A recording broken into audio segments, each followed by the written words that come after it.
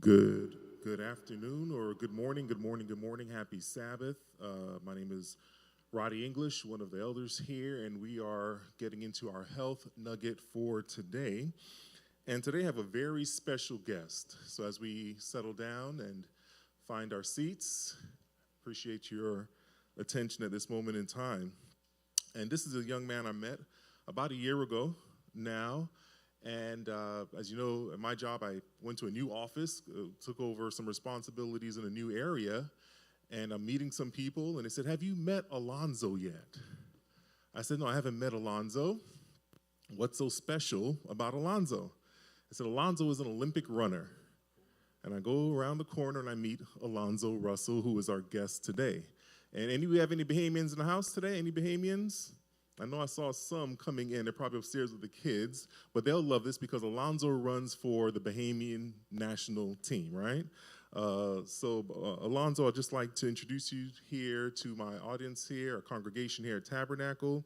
I want to thank you in advance for coming and sharing your story with us. So I just want you to tell us a little bit about your background, how you got into running, and, just tell us a little bit about what brought you into athletics and track and field.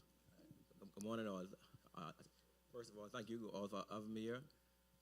So I'm from a small settlement in Freeport, Bahamas called Lewis Yard. And, my track and field journey started, the annual sports day and island-wide sports competitions held in Bahamas. And, I can remember my physical education teacher at the time.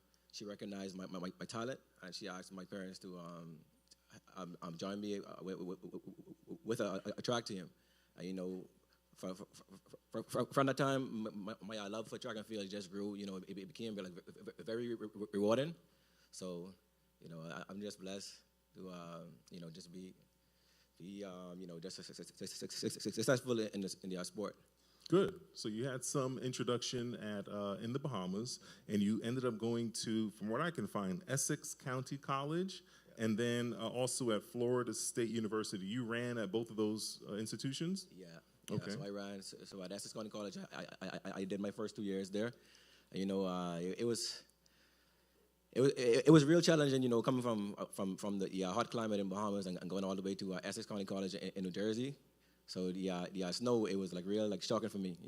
One of the main challenges for me was just staying in a dorm with strangers for the first time, and just cold weather. It was real shocking for me. But whenever I had met my teammates, and just being around like-minded individuals, it just made the transition a lot easier for me. So okay.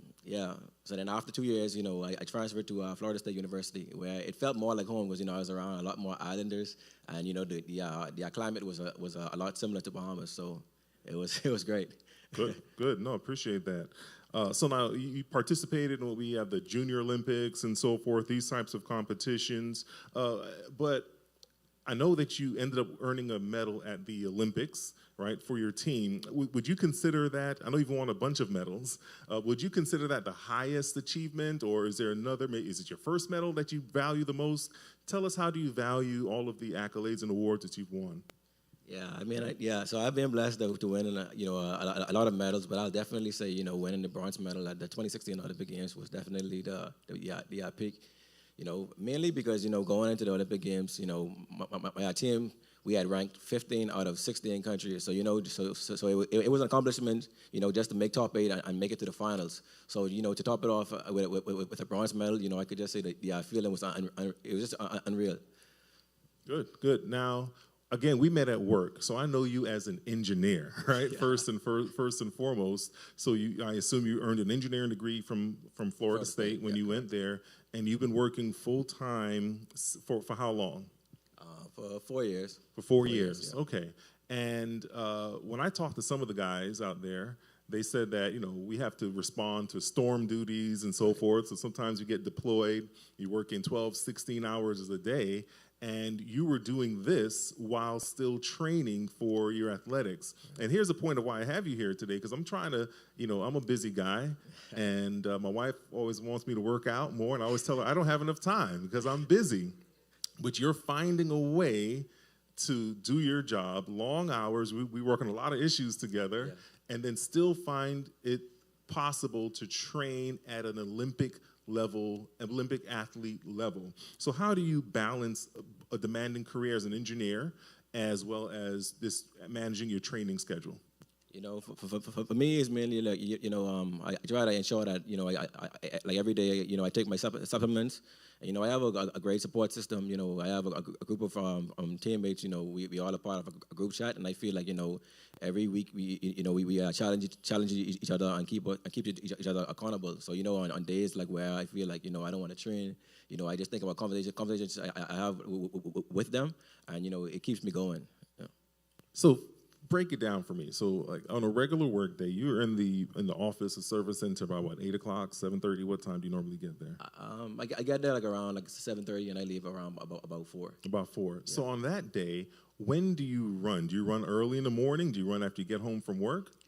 Some mornings, I would wake up like 5 in the morning, and I would go to the weight room, the gym, and get in a session, and then usually in the afternoons I would train at the track.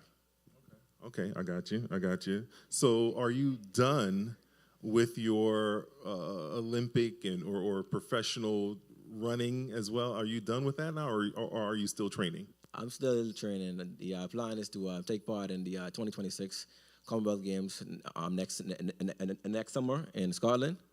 So and after that, I'm just taking it year by year. I'm not sure if I'm going to do the 2028 Olympic Games. I'm just taking it year by year. What is it that you run? The 400, tell us what you run. Yeah, so my main event is the 400 meters, and sometimes I run the relay, the 400-meter relay. Wow. So listen, what is the driving force as we wrap this up? What keeps you so committed to this, grueling schedule and everything that you do? What's your why in this? I mean, honestly, the thought of losing for real, I just, try to, just know that, like every time I step on the track, I'm representing myself, my family, and my country. So, for me, I just always want to do the best I can, even at work. It's the same idea, just the thought of, just putting my best out there each and every time. Well, Alonzo, I want to thank you for your time here. I want to thank you for your commitment, not just to what we do at our jobs, but also to your commitment to your health, and you're representing your country on a national stage. And we look forward to seeing you run next year. You called it the Cornwall Games? Commonwealth Games. Commonwealth Games. Yeah. Okay, Commonwealth Games. Look forward to you there running with your teammates. And after Jamaica, I'll be rooting for the Bahamian team if I see you out there, all right? That's fair. Amen. Thank you very much, and thank you for joining us today, all right?